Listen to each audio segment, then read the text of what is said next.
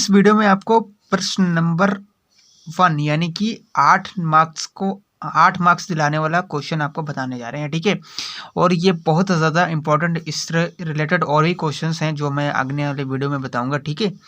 तो UP board exam 2024 के लिए बहुत ज़्यादा परीक्षा की दृष्टि से बहुत ज़्यादा इंपॉर्टेंट है। हम यूपी बोर्ड की नहीं बात करें बल्कि जितने भी बोर्ड्स हैं उनके लिए बहुत ज़्यादा इंपॉर्टेंट क्वेश्चन है, ठीक है। तो ये 8 नंबर आपको दिलाएगा। यहाँ पर देखिए 8 नंबर वाले प्रश्न हैं और 8 नंबर आपको ये क्वेश्चन 2024 में दिलाने वाला, बिल्कुल गारंटी के साथ कहता हूँ यही क्वेश्चन आपके पेपर में छप जाएगा, ठीक है।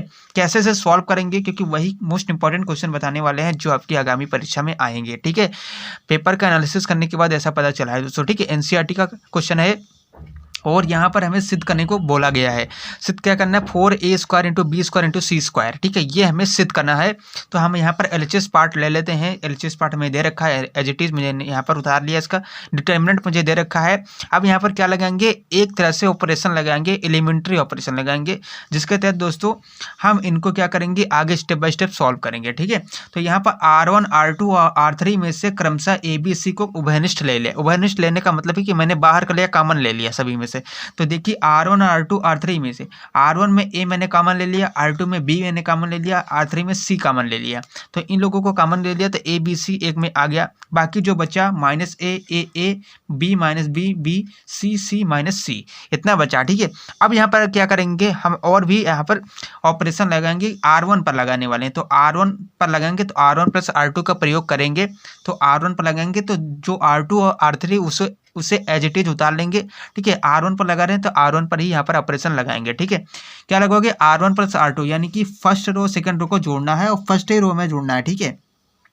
तो यहाँ पर A को जोड़ोगे तो 0 हो जाएगा, ठीक है। B प्लस -B जोड़ोगे तो 0 हो जाएगा और C प्लस C 2C हो जाएगा, ठीक है।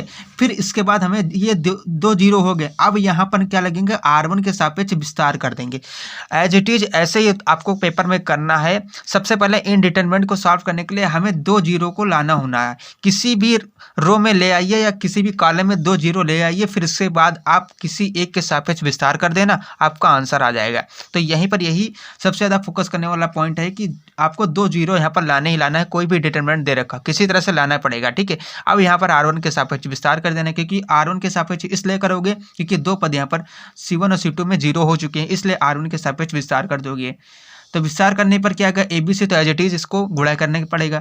0 की मल्टीप्लाई करोगे तो सब 0 हो जाएगा, यहाँ पर भी 0 हो जाएगा। और 2C की करोगे क्या हो जाएगा, 2C वाली जो फर्स्ट रो उसको एज इट इज यहाँ पर ढक लेंगे, फिर इसको कॉलम को ढक लेंगे, अंदर की मल्टीप्लाई कर देंगे। A माइनस B AB इसकी मल्टीप्लाई माइनस कर देंगे बीच में, ठीक है। तो ABC ये ABC एज इट इज और 2C ये 2C क्योंकि ये तो 0 हो गए और प्लस का 2C इंटू 2C हो गया, ठीक है, क्योंकि अंदर इसकी मल्टीप्लाई करनी है। और फिर A माइनस B AB, अब इसके अंदर मल्टीप्लाई कर देंगे, ABC गुणे 2C AB माइनस का AB। तो माइनस ऑलरेडी लगा इसलिए प्लस AB हो गया, क्योंकि अंदर क्या होता है माइनस का होता है, लेकिन माइनस ऑलरेडी लगा इसलिए प्लस हो गया। अब यहाँ पर इसको जोड़ देंगे 2AB आ जाएगा। तो यहाँ पर as it is answer 4A² B² C² आ जाएगा, दाएं पक्ष में मिल गया। तो ये बहुत ही आसानी से लग गया है सवाल। आप लोग प्रैक्टिस करिएगा और भी नए क्वेश्चंस आपके लिए लाऊंगा इस चैनल पर। तो चैनल को इमीडिएटली सब्सक्राइब करिएगा, वीडियो को लाइक करिएगा, कैसा लगा कमेंट में जरूर बताइएगा, ठीक है। मिलते हैं नेक्स्ट वीडियो में, धन्यवाद।